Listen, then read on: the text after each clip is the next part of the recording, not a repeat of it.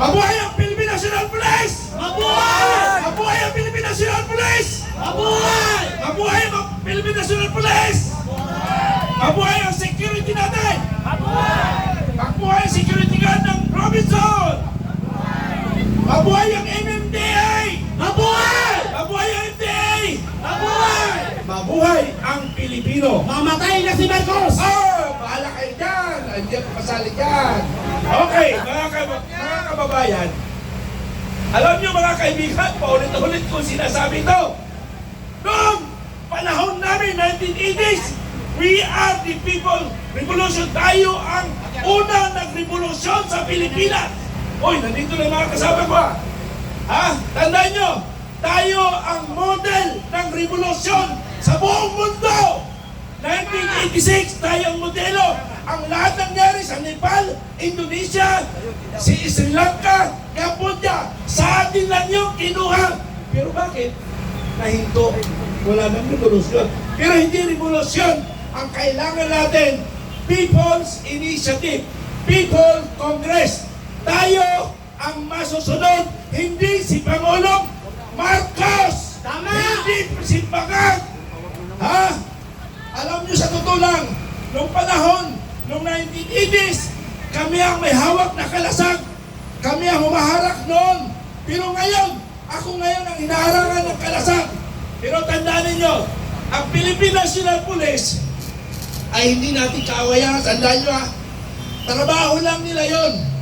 Pero gusto nilang ginagawa natin. Tandaan nyo, gusto ng Philippine National Police ang ginagawa natin. Tama! Gusto ng armed forces. Pero sila ay nasa position pa. Kaya ang trabaho lang nila ay protektahan ang gobyerno. Sino ba ang gobyerno? Taong bayan. For the people, by the people, of the people. Sino? Tayo ang gobyerno, mga kaibigan. Tayo dapat ang masusunod.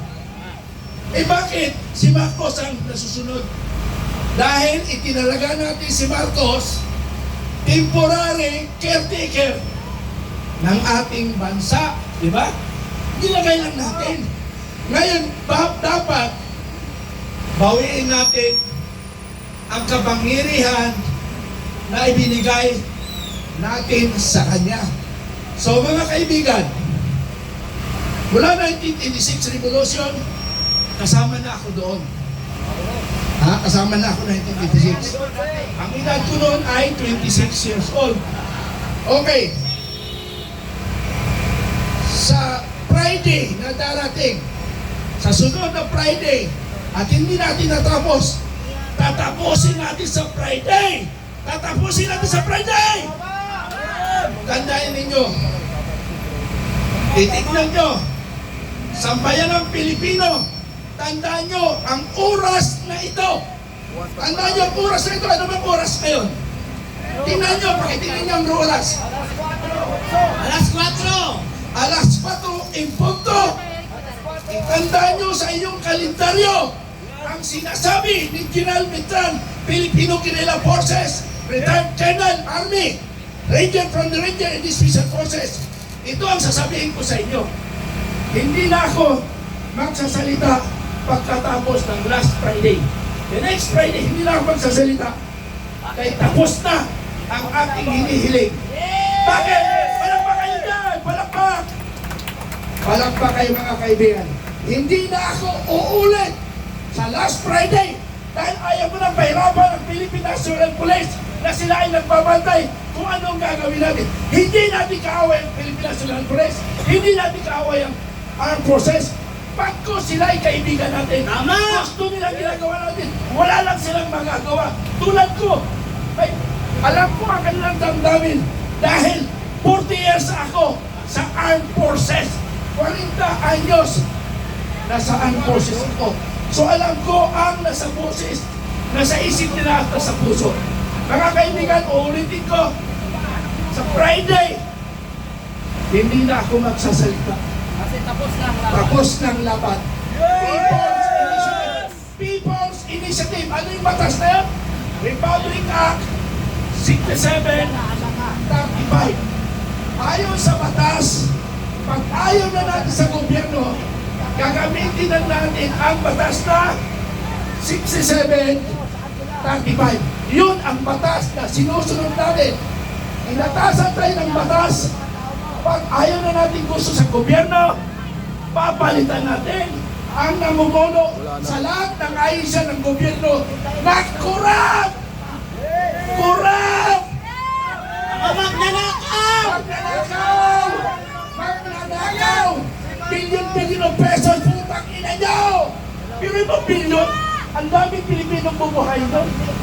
Ang daming matutulungan ng Pilipino. Pero ilang tao lang mga gago! Gago ka, Romualdez! Ikaw ang pulot dulo, kasama si First Lady. Ang mototo yung asawa, si Marcos, ang sumusunod sa inyo. Punyeta kayo! I'm sorry for the word, kasi yun ang naramdaman ng aking puso. Dahil ako isang Pilipino na nalaman sa ating bayan. 40 years ako nagservisyo sa bayan. Inugol ko ang tama, inugol ko ang tama lahat. Pero ano ginawa nyo sa bayan namin? Sa bayan natin, inarantano nyo, putang ina nyo. Putang ina nyo! Inarantano nyo ang bansang Pilipinas. Ha? Inarantano nyo mga gago kayo. Ha? Sabi ko, Friday, tatapusin na natin itong laban. Bago ko magutan ng hininga, ibibigay ko sa akin mga apo. Tandaan yan mga kaibigan. Ako, nagmamalasakit. Ako sa mga kababayan ko. Kasi ako po ay taga-upi, Maguindanao. Ako isang paslit. Ako isang inuutusan. Binabayaran ako ng 5 centavos, 10 centavos para lang mag-igib. Pero bakit narating ko ito? Because nagsakripisyo ako sa aking buhay, sa aking pamilya, at sa aking bayang Pilipinas. Mga kaibigan, may nag-remind sa akin, i-reserve ko na yung boses ko kasi medyo nagparamdam na yung boses ko. I-receive daw ang boses ko sa Friday. Take note, hindi ako nagsisinungaling. Inutusan ako ng Panginoon na iparating ko sa sambayan ng Pilipino, hindi na tayo maghirap. Palakpak yan! Palakpak! Okay, ganito. Hindi ko na i-discuss ano ang nangyayari sa Senado. Anong nangyari sa Kongreso? Anong nangyari sa DPWH? Hindi ko na ikikwento ano ang nangyari sa bansa natin. Nabugbog na tayo sa social media. Ang daming social media. Yung aking messenger, ayaw nang kumibok sa puno ng forward sa akin ng forward. Please, huwag nyo na forward dahil hindi na ako makagamit ng messenger ko. Yung mga issue na yan, paulit-ulit. Paulit-ulit na lang issue. Ang mas maganda, saan pupunta tayo dito? Yun ang tunay na makabayan. Kaya nga pala, no, nakalimutan ko. Meron pala ko. Ang YouTube ko nga pala, Makabayan and Informative Channel. Mag-monitor kayo mula ngayon hanggang Friday. Yun ang totoo na gagampanan natin. Alam nyo mga nakapwesto ngayon sa gobyerno, sa Philippine National Police at saka sa Armed Forces. Yan yung mga kabats ko. Si General Torre, junior ko si General Torre. Ang mga kasama ko dyan, 90 pataas. Kasi ako ay contemporary ng 91. So yung mga nakapwesto ngayon ay mga kasangga ko. Nakakabangga ko sila sa mga conferences at kilala ko sila. At nakausap ko rin sila. Tayo na lang hinihintay. Bakit ayaw natin kumilos? Tayo ang hinihintay. Hindi sila. Ang pulis at PNP, hindi sila pwedeng kumilos. Dahil mayroon silang sinumpaan na protektahan ang konstitusyon. Protektahan ang konstitusyon at protektahan ang sambayan ng Pilipino. Alam niyo po yung rally sa Sandigan Bayan? Yung pulis nagbabantay lang para sa proteksyon ng Pilipino, pero nagalit ako doon. May isang bata na tinagpuan, sinipa niya yung kalasag. Mali yun. Distraction yun. Disobedience yun. Pwede kang kasuhan. Bakit nyo galawin ng pulis? Sinaktan ba kayo? Hindi kayo sinasaktan ng pulis unless sinaktan nyo siyempre tao lang yan, magre-response rin. Yung tao rin sila, may damdamin. Masasaktan rin sila. May puso't damdamin. Kaya, ang pulis ay ating barkada. Yung kapatid nila, anak nila, mga kaibigan nila, ay kasama natin dito. Bakit natin kaaway ang pulis? Parang mali, di ba? Ang may gawa lang yan ay magkakaliwa. Tandaan nyo, yung New People's Army, ay yan yung mananakit. Pero tandaan nyo, ang grupo ko ay mga former NPA, former SPAR unit, ang mga member ko sa Filipino Guerrilla Force. Kung hindi former NPA, former rebels Muslim, former military retired. Yung Eminilip, under Lord Misuare, ay naka-affiliate sa aking organisasyon na Filipino Guerrilla Forces. Lahat ng mga organisasyon sa Mindanao ay nakasabi sa aking organisasyon. Sila ay affiliated. Lahat ng nitibo sa Mindanao ay naka-affiliate sa ating, pati na yung Bagani, yung Sultanate of Sulu, yung Maguindanao, is lahat na yan.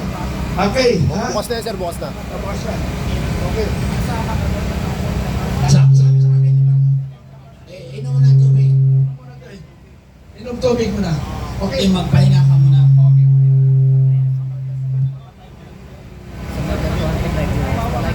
Okay, may mga gusto pa bang magsalita dyan? May mga gustong maglabas ng kanilang nagsama ng loob sa mga congressman na mga magnanakaw. Alam ko, marami